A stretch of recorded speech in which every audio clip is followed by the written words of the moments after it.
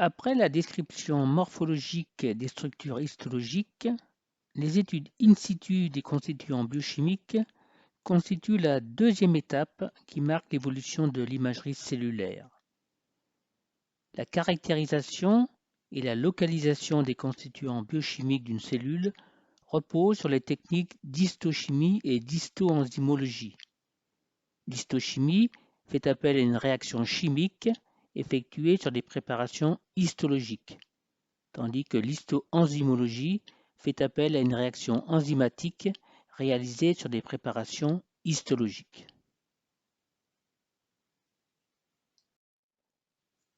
Cette approche permet de déceler et de localiser sur des préparations histologiques divers constituants biochimiques de la cellule, glucides, protides et lipides, à partir de réactions chimiques in situ mettant en évidence des fonctions ou des groupements.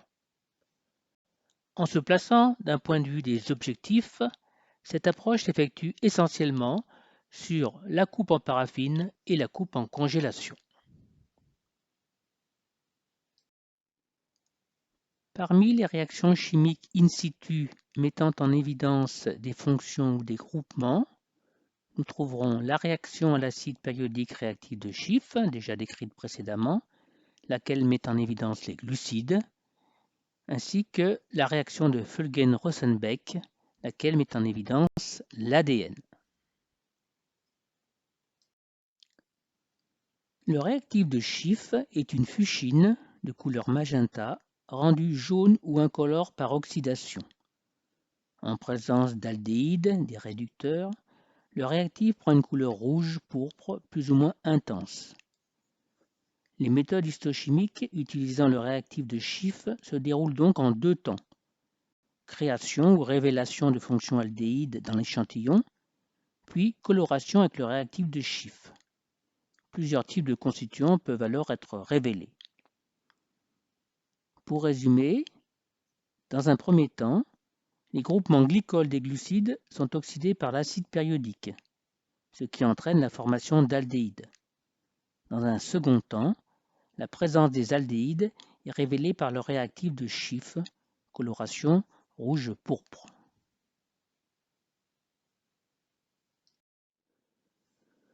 Du point de vue du diagnostic, la coloration PS est l'une des colorations spéciales les plus utiles et les plus utilisées dans les laboratoires de pathologie. Elle peut aider d'une part au diagnostic différentiel des tumeurs et d'autre part à détecter les maladies fongiques. Cette réaction permet ainsi de mettre en évidence le glycogène, des mucines acides dans l'intestin, des mucines neutres dans l'estomac, l'acide hyaluronique, les membranes basales, ainsi que diverses glycoprotéines, glycolipides et lipopigments.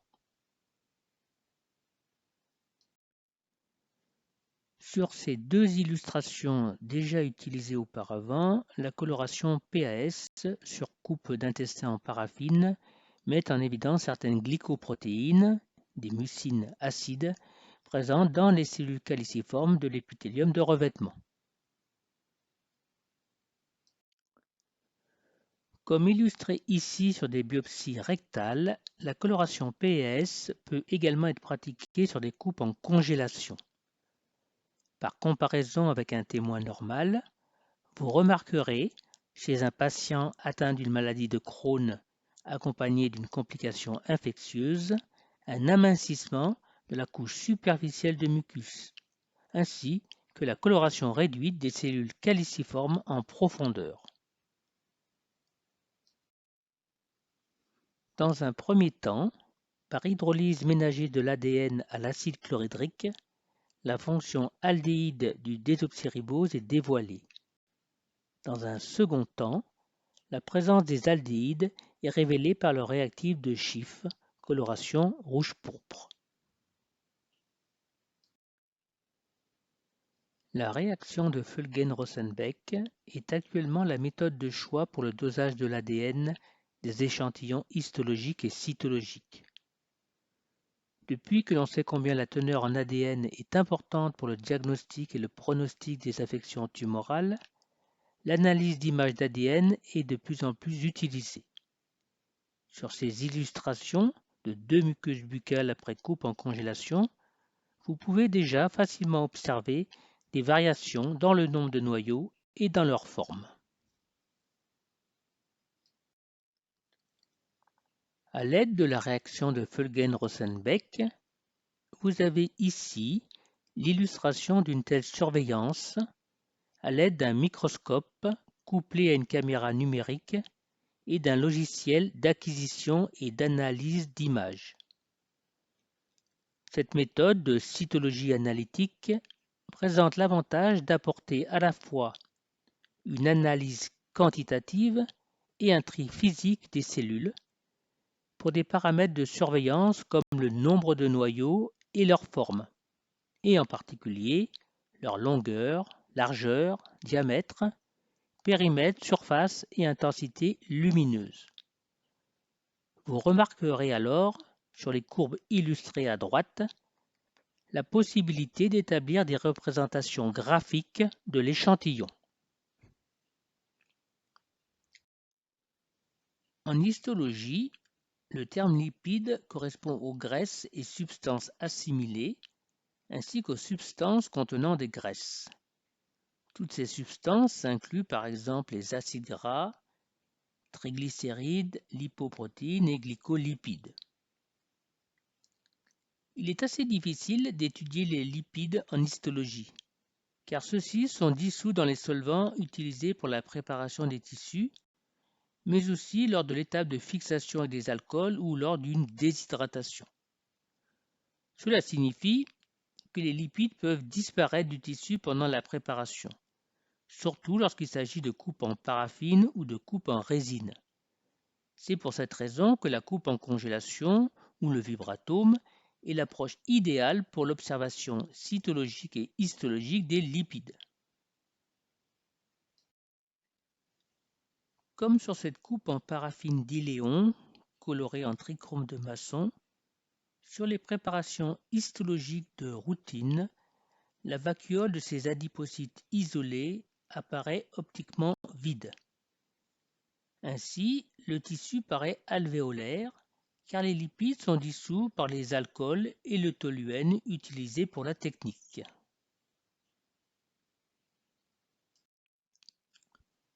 Sur cette coupe en paraffine de Rhin, colorée en trichrome de Masson, les adipocytes apparaissent cette fois-ci en amas et non plus isolés. Cependant, comme vu précédemment, leur vacuole apparaît optiquement vide. En mettant de côté l'utilisation du vibratome réservé à l'étude de tissus complexes, les procédés de congélation tissulaire et de coupe au cryostat permettent de conserver les lipides et de les visualiser en microscopie optique par des colorants appropriés, en particulier l'oil red O, le noir Soudan, le rouge Soudan, le bleu de Nil ou le bleu de Crésil.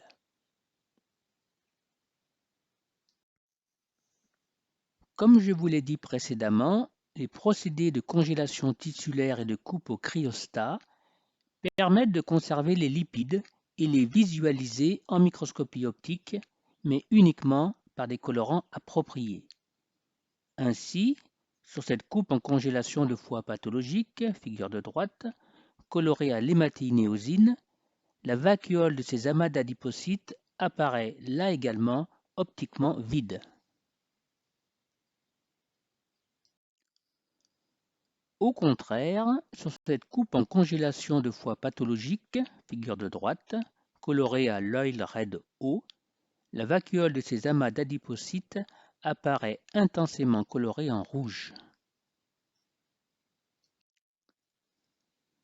Il est cependant possible de visualiser les lipides après utilisation de l'acide osmique en remplacement ou en complément des fixateurs ordinaires tels que le formaldéhyde, aussi bien en coupe à paraffine qu'en coupe en résine. En effet, l'osmium insolubilise les graisses qui résistent alors à l'alcool et au toluène ou à l'oxyde de propylène et apparaissent sous la forme d'une masse noire intensément colorée. Ainsi, sur cette coupe en paraffine de nerf périphérique, en coupe transversale, après fixation à l'osmium, les gaines de myéline sont préservées et colorées en noir par ce processus. L'osmium est l'un des rares fixateurs à insolubiliser les graisses, permettant alors d'aborder plus sereinement des études détaillées et conservatoires sur les coupes en paraffine ou en résine, accessibles à l'ensemble de la communauté médicale. Ainsi, plusieurs anomalies héréditaires rares, telles que l'abêta-lipoprotéinémie, l'hypobêta-lipoprotéinémie et la rétention des chylomicrons, sont responsables d'une malabsorption des lipides, touchant surtout la phase entérocytaire de l'absorption des lipides. En rappel, l'épithélium de revêtement intestinal est un épithélium prismatique simple constitué de plusieurs types cellulaires. Les entérocytes sont les cellules les plus nombreuses et sont responsables de la fonction d'absorption intestinale. Soit une pathologie héréditaire rare, la bêta-lipoprotéinémie. Figure de gauche, sur coupe en paraffine, après fixation au formaldéhyde, les entérocytes apparaissent seulement vacuolés. Figure de droite, sur coupe en résine après fixation à l'osmium, des lipides s'accumulent bien dans les entérocytes et forment de grosses gouttelettes sous forme de masse noire au niveau du cytoplasme.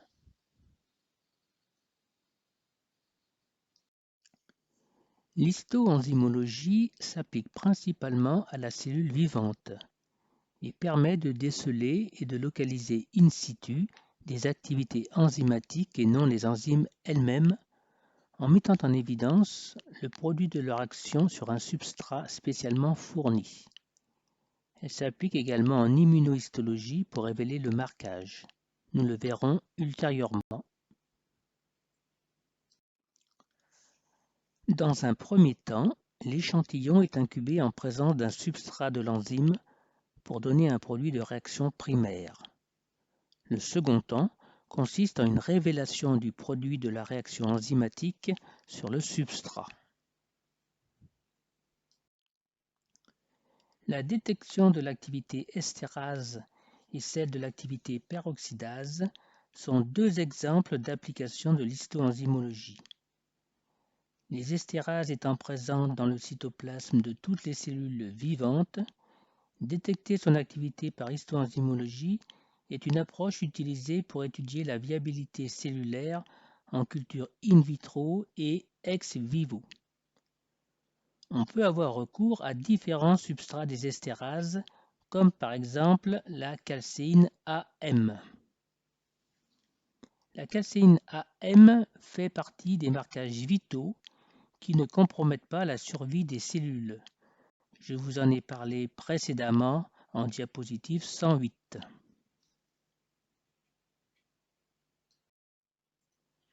La calcéine AM est une sonde qui présente la double caractéristique de ne pas être fluorescente à l'état de base et d'avoir la capacité de traverser les membranes cellulaires.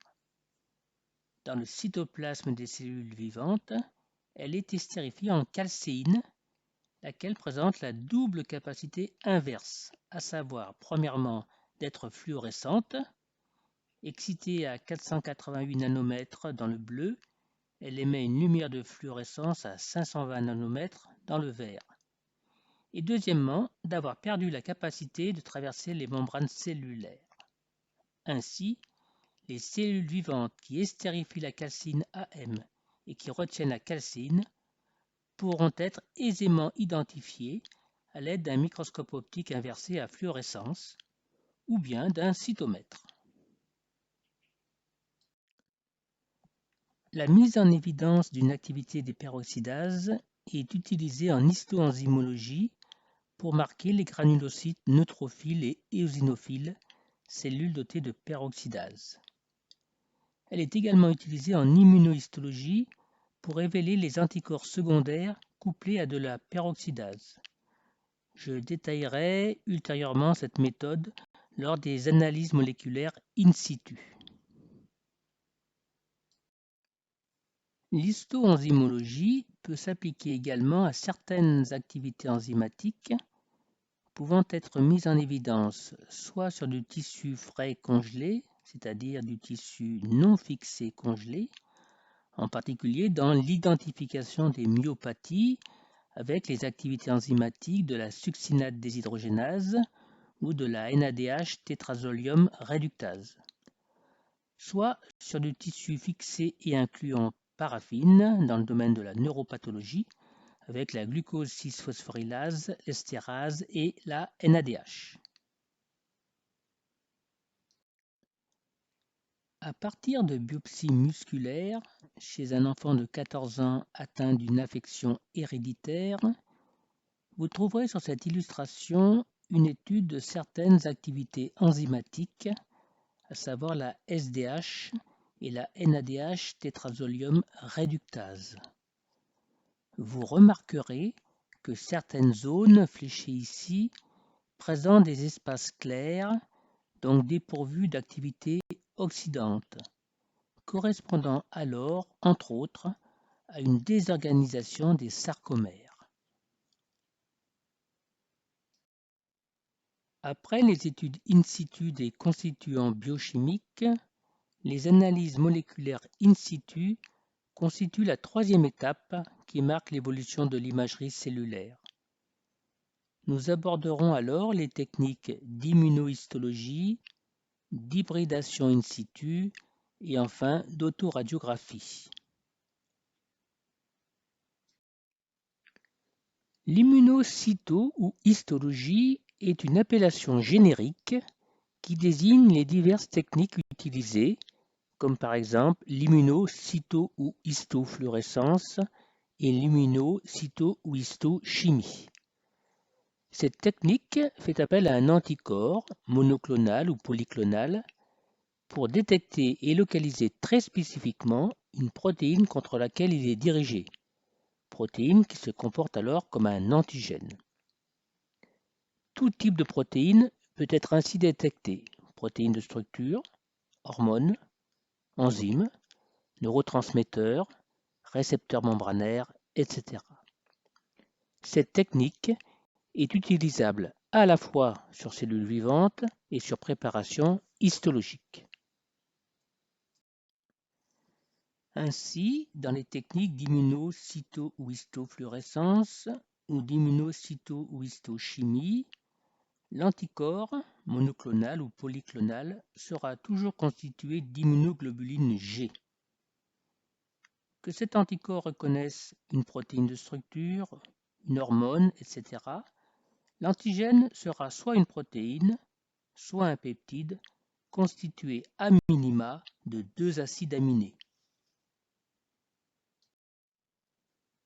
Après incubation de la préparation histologique avec l'anticorps, puis rinçage pour éliminer l'anticorps non fixé sur la protéine d'intérêt, le complexe antigène-anticorps est révélé in situ, soit par un fluorochrome, technique d'immunofluorescence en microscopie optique, soit par une enzyme, technique immunoenzymatique ou d'immunoenzymologie en microscopie optique, soit par de l'or colloïdal en microscopie optique, mais surtout en microscopie électronique. Le marquage est réalisé soit de façon directe, soit de façon indirecte. Dans le cadre de la révélation du complexe antigène-anticorps par un fluorochrome, le fluorochrome peut être couplé directement ou indirectement à l'anticorps. Pendant longtemps, le fluorochrome le plus utilisé était la fluorescéine, ou FITC. Actuellement, le choix des fluorochromes est très large, comme par exemple la rhodamine ou TRITC ou le Texas Red. Vous avez ici la démonstration du choix très large de fluorochromes, avec pour chacun leur longueur d'onde d'excitation et leur longueur d'onde d'émission spécifique. Ces images illustre une révélation du complexe antigène-anticorps par des fluorochromes. Il s'agit d'îlots de Langerhans, c'est-à-dire la partie endocrine du pancréas, laquelle produit des protéines particulières, les hormones. La technique d'immunohistologie est ici pratiquée sur des coupes en paraffine après fixation au formaldéhyde. Les deux images du haut vous montrent une détection et une localisation de l'insuline, soit avec de la fluorescéine à gauche, soit avec de la rhodamine à droite. Vous remarquerez alors que les cellules à insuline sont situées au centre de l'îlot. L'image du bas vous montre une double détection sur le même îlot. D'une part de l'insuline au centre de l'îlot avec la rhodamine et d'autre part du glucagon à la périphérie de l'îlot avec de la fluorescéine. Vous remarquerez donc que les cellules à glucagon sont situées en périphérie des cellules à insuline. La transplantation d'îlots de Langerhans est une alternative très attractive à la transplantation de pancréas, soit une intervention lourde avec une morbidité significative. Cette procédure a cependant nécessité une longue mise au point à partir de cultures in vitro puis de cultures ex vivo. Les pancréas prélevés dans les hôpitaux sont ainsi préparés pour un isolement des îlots après dissociation enzymatique et purification. Ces illustrations vous montrent ainsi divers îlots maintenus en culture in vitro sous l'action de divers paramètres, non décrits ici, puis fixés au formol et sur lesquels sont détectés et localisés soit de l'insuline en rhodamine, soit du glucagon en fluorescéine.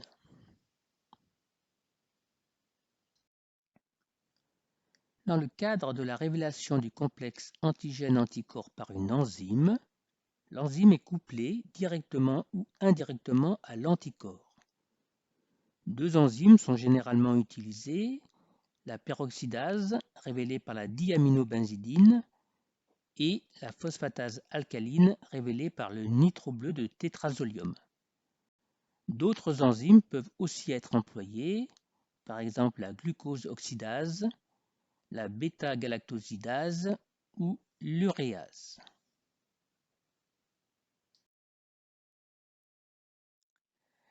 Ces images illustrent une révélation du complexe antigène-anticorps par une enzyme, ici la peroxydase, révélée par un chromogène, la diaminobenzidine, qui donnera un dépôt marron.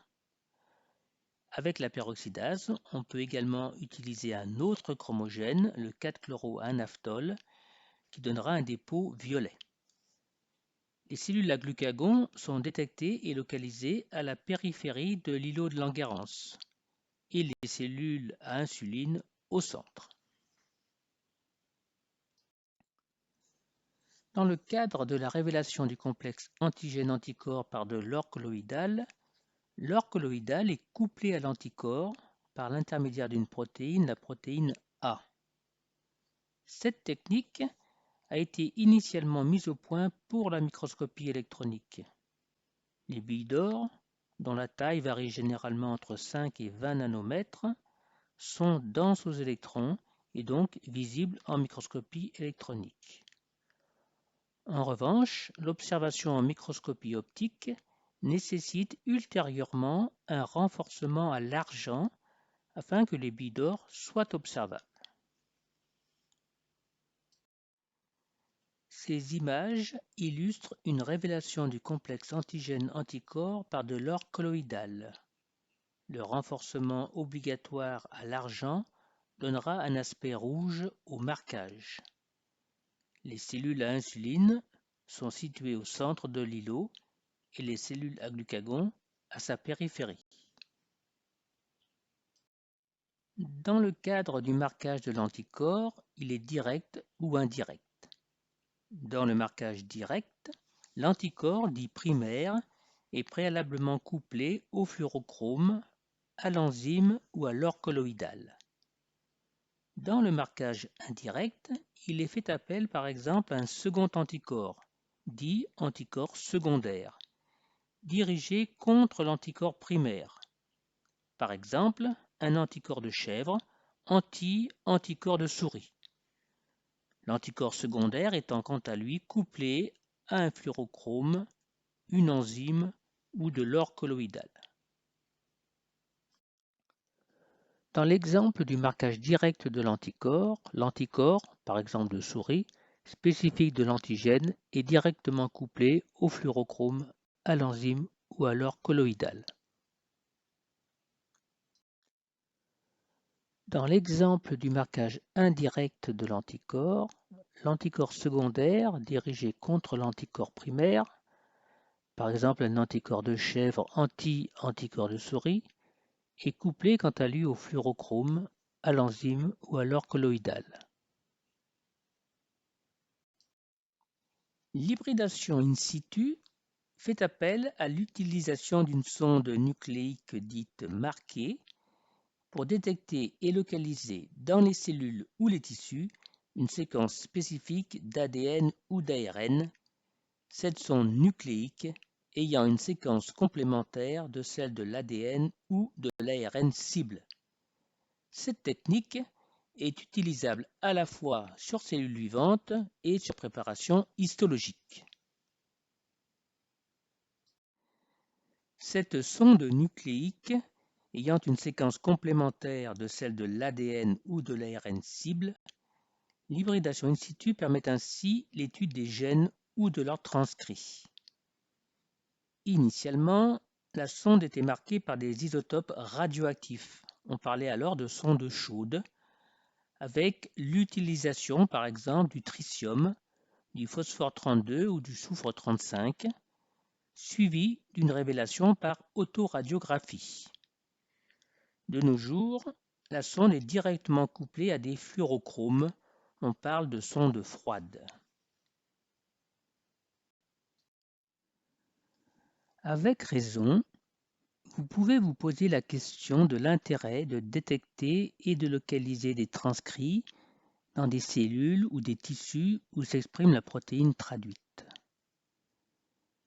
Mais, d'une part, cette non-interrogation a cependant conduit de nombreux chercheurs à rechercher et à trouver l'existence de transcrits sans traduction en protéines chez l'adulte. D'autre part, il n'est pas rare de détecter et de localiser des ARN messagers et leurs protéines traduites, soit en période fœtale, soit dans des cancers. Aujourd'hui, l'utilisation de l'hybridation in situ est abordée comme un nouvel outil susceptible de servir de marqueur pour la destruction des tissus et l'activation de la maladie. En exemple, voici une étude de l'ARN messager de la protéine COMP, glycoprotéine extracellulaire. Figure du haut, dans un pancréas normal, les cellules acineuses sont dépourvues de signaux d'ARN messager. Dans la figure du bas, les cellules acineuses dégénérantes, dans une lésion de type pancréatite chronique dans le cancer du pancréas, présentent de forts signaux d'ARN messager. Cette étude suggère ainsi un rôle potentiel de ce gène au cours de la dégénérescence et de la dédifférenciation des cellules acineuses. Un deuxième intérêt à l'hybridation in situ, c'est d'être une alternative possible à l'immunohistologie. Par exemple, lorsque le processus de préparation standard des échantillons a connu une étape limitante, soit lors de la fixation, soit lors de l'inclusion, et ou un délai post-mortem du prélèvement trop long, ou enfin lorsqu'aucun anticorps n'est disponible. Un troisième intérêt, enfin, à l'hybridation in situ, lorsque les prélèvements à analyser sont partiellement dégradés ou en trop faible quantité pour permettre une analyse de gènes d'intérêt par RT-PCR. En effet, l'étape d'extraction d'ARN nécessaire pour des expériences de RT-PCR peut s'avérer délicate dans ce contexte et résulter en l'obtention d'ARN de mauvaise qualité, difficilement exploitable par la suite. La technique d'autoradiographie consiste en l'utilisation de précurseurs des macromolécules marqués avec des isotopes radioactifs dans le but de repérer les sites de synthèse et d'étudier le cheminement des composés biologiques. Bien que cette technique soit utilisable à la fois sur cellules vivantes et sur préparation histologique, sur des échantillons hospitaliers, la technique d'autoradiographie se fera uniquement soit sur cellules vivantes, soit sur tissus frais. En effet, sur des préparations histologiques, le biomarqueur doit être auparavant administré par la méthode de perfusion constante in vivo. Cette technique est naturellement proscrite sur les tissus humains. Dans un premier temps, il est procédé à l'incorporation in vitro du précurseur du métabolisme à étudier. Il s'agira soit de l'incorporation de la thymidine tricier dans l'ADN, qui permettra l'étude de la synthèse d'ADN, soit de l'incorporation de l'uridine tricier, qui permettra l'étude des ARN, soit de l'incorporation de la leucine tricier, qui permettra l'étude des synthèses protéiques, soit enfin de l'incorporation de molécules ou de fragments de molécules marqués, par exemple des médicaments marqués au carbone 14 ou au tritium, qui permettra l'étude de l'action de ces médicaments. Dans un deuxième temps, on procédera à l'étape de description morphologique précédemment détaillée, à savoir les différentes étapes nécessaires à la préparation standard d'un échantillon en vue de son observation en microscopie optique, c'est-à-dire la fixation, l'inclusion et la coupe, qu'il s'agisse de cellules vivantes ou de tissus frais lors de l'incorporation in vitro du précurseur. Précision importante pour l'étude des cellules vivantes. L'incorporation in vitro du précurseur s'effectue bien en lame de culture, ainsi que la fixation et l'inclusion en résine époxy uniquement.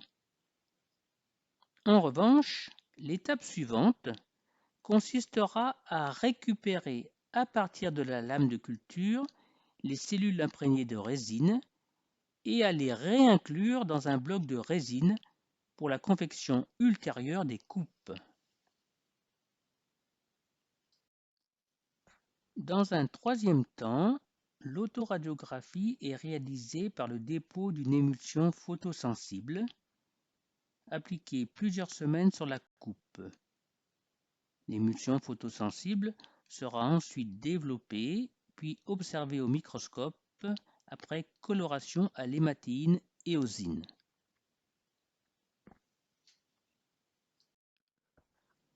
Comme vous pouvez le voir sur cette illustration, la radioactivité due à l'incorporation de thymidine tricier est localisée principalement dans les noyaux des cellules épithéliales basales. Ce résultat a un intérêt particulier du fait que l'épithélium œsophagien est un exemple de tissu en constant renouvellement.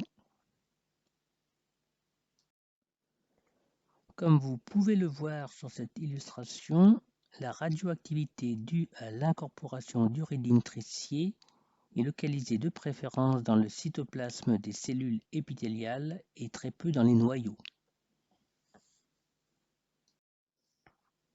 Comme vous pouvez le voir sur cette illustration, la radioactivité due à l'incorporation de leucine tricier est localisée dans les cytoplasmes de toutes les cellules épithéliales.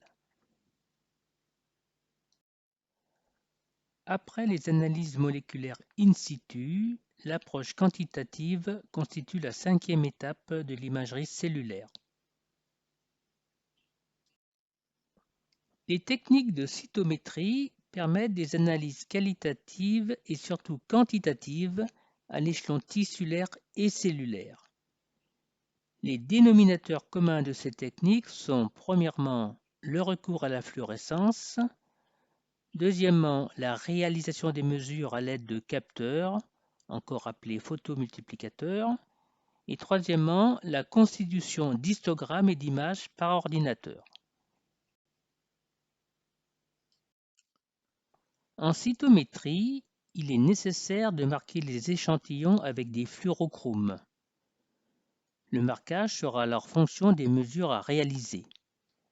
Les fluorochromes peuvent ainsi être des marqueurs fluorescents, simples indicateurs de leur présence, soit sous forme de marqueurs couplés à des réactifs spécifiques, comme par exemple les anticorps, soit des marqueurs ayant une spécificité de fixation à un composant cellulaire, comme par exemple l'iodure de propidium et le DAPI pour l'ADN, l'indo 1 pour le calcium et la rhodamine 123 pour les mitochondries.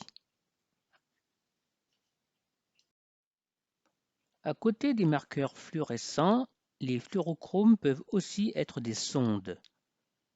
Soit des sondes qui deviennent fluorescentes après transformation par une enzyme, comme par exemple la calcéine AM et le Lucifer yellow, qui deviennent fluorescents après estérification par les estérases cytoplasmiques. Soit des sondes dont la fluorescence est fonction de l'environnement, comme par exemple le pH et le potentiel. Je vous indique sur cette diapositive seulement quelques exemples, mais ils n'ont pas à être retenus pour le concours. Soit enfin une sonde, la GFP, protéine naturelle de la méduse, qui émet une fluorescence dans le verre et sera couplée par génie génétique à une protéine d'intérêt. Différents types et niveaux d'investigation sont possibles. La cytométrie en flux, qui permet une analyse quantitative et un tri physique des cellules, ceci pour plusieurs milliers de cellules en suspension par seconde. La cytométrie en images, qui permet une analyse quantitative, un tri physique et de la microchirurgie pour quelques dizaines de cellules adhérentes. Enfin, la microscopie confocale, qui permet une analyse morphologique en 3 dimensions pour 1 à 10 cellules. La cytométrie en flux explore uniquement des cellules en suspension. Elle s'adresse donc aux cellules vivantes, aux prélèvements liquides, qu'ils soient biologiques, pathologiques ou d'exploration, et enfin aux tissus solides, mais uniquement après dissociation cellulaire. Comme je l'ai dit précédemment, la cytométrie en flux permet une analyse quantitative et un tri physique des cellules, ceci pour plusieurs milliers de cellules en suspension par seconde. Les applications cliniques les plus fréquentes sont l'immunophénotypage des cellules du sang circulant ou de la moelle osseuse et l'étude du contenu nucléaire en ADN. Le principe de la cytométrie en flux est présenté sur cette vidéo. N'hésitez pas à la consulter. Vous avez ici une cytométrie en flux avec figure en haut à gauche le cytomètre en flux analyseur de cellules. En bas, le principe de la cytométrie en flux. Et en haut à droite, l'immunophénotypage du sang périphérique. La fenêtre des lymphocytes est délimitée sur un premier histogramme, taille par rapport à la morphologie, à gauche. Les événements se projetant dans cette fenêtre sont ensuite répartis en fonction de leur fluorescence rouge, liée au marquage du récepteur CD8, et de leur fluorescence verte, liée au marquage du récepteur CD4 dans un second histogramme à droite.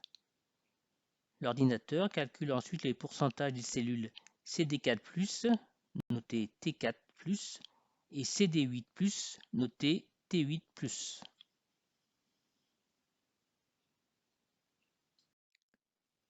La cytométrie en images s'adresse à des cellules adhérant à un support et préalablement marquées avec des fluorochromes. Les applications concerneront essentiellement les cellules vivantes. et la préparation des échantillons sera similaire à celle utilisée pour la microscopie optique en vue de produire une analyse morphologique en 2 dimensions. La microscopie confocale s'adresse à des cellules adhérant à un support et préalablement marquées avec des fluorochromes.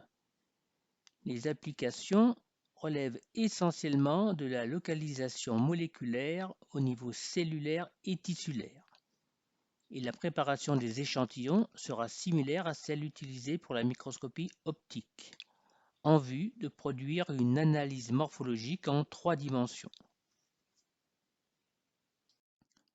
Attention, la microscopie confocale n'est donc pas destinée à l'étude des cellules vivantes, en particulier sur des prélèvements hospitaliers.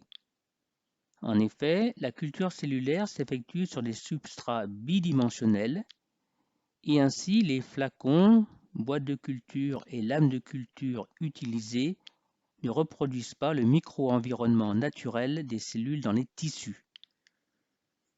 Il en est tout autre en recherche clinique ou scientifique, où de nombreux types différents de cultures tridimensionnelles ont été développés, comme par exemple le matrigel, dérivé de la matrice extracellulaire d'une tumeur de souris. D'autres techniques sont basées sur l'ensemencement des cellules dans des échafaudages 3D poreux construits avec des matériaux synthétiques. Vous avez ici l'illustration d'une telle culture tridimensionnelle en matrigel après transfection avec de la GFP vinculine et ensemencement des cellules dans un échafaudage 3D poreux construit avec un matériel synthétique. Vous pouvez ainsi observer les changements dynamiques de la distribution de la population cellulaire sur une période de 3 jours, colonne de gauche, 5 jours, colonne centrale, et 7 jours, colonne de droite. Le dernier chapitre des techniques histologiques sera consacré à une technique morphologique particulière, l'examen extemporané. J'ai cité ce terme à plusieurs reprises auparavant, lors de l'approche des prélèvements tissulaires, diapo 116, lors de la congélation du prélèvement, diapo 142, ou lors de l'étape de montage en milieu aqueux, diapo 211. L'examen extemporané est un examen anatomopathologique réalisé le plus souvent en cours d'intervention chirurgicale dans le but de fournir un résultat en général en moins de 30 minutes. L'examen extemporané ne doit être demandé que si la réponse apportée a une incidence sur la conduite de l'acte en cours. Les applications les plus fréquentes de l'examen extemporané sont de déterminer la nature tumorale ou non d'une lésion, de déterminer la nature bénigne ou maligne d'une tumeur, d'évaluer les limites de résection en cas de pathologie tumorale, d'évaluer l'atteinte du ganglion sentinelle, et enfin de s'assurer qu'un prélèvement a bien intéressé un territoire lésionnel représentatif de la maladie.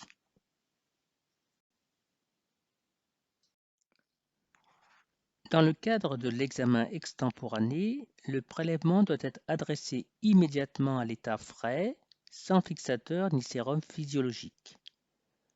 L'examen extemporané est alors effectué sur du tissu frais durci par congélation à moins 20 degrés Celsius, suivi de la production de coupe par un cryostat et enfin d'une coloration rapide de la coupe. Cette technique permet un résultat en général en moins de 30 minutes. Plus rarement, on peut faire un examen extemporané à partir de prélèvements cytologiques. Prélèvements liquides, produits de raclage et de brossage, apposition. Vous avez sur ces illustrations quelques étapes de l'examen extemporané, à savoir en A, l'examen macroscopique d'échantillonnage et de mesure. En B, l'installation du prélèvement sur son support de congélation. En C, le cryostat lui-même. Et enfin, en D et E, l'étape de coloration, ici au bleu de toluidine. Le bleu de toluidine est rangé dans la catégorie des colorants orthochromatiques, c'est-à-dire qu'il ne change pas de couleur en se liant à sa cible, mais aussi dans la catégorie des colorants métachromatiques, c'est-à-dire qu'ils changent de couleur. Par exemple, sur la figure D, le bleu de toluidine est un colorant orthochromatique parce qu'il colore les noyaux en bleu. Et sur la figure E, le bleu de toluidine est un colorant métachromatique parce qu'il colore les grains cytoplasmiques des mastocytes en rouge, lesquels contiennent des protéoglycanes. Le même résultat est acquis avec le polynucléaire basophile. En résumé, la métachromasie est la propriété de certains colorants de colorer certaines structures tissulaires avec une nuance tinctoriale, c'est-à-dire une couleur différente de celle du colorant.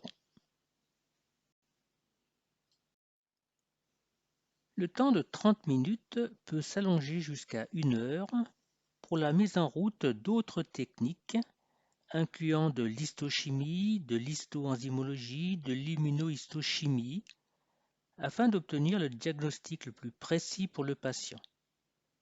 Enfin, l'étape de montage clôt cet examen extemporané.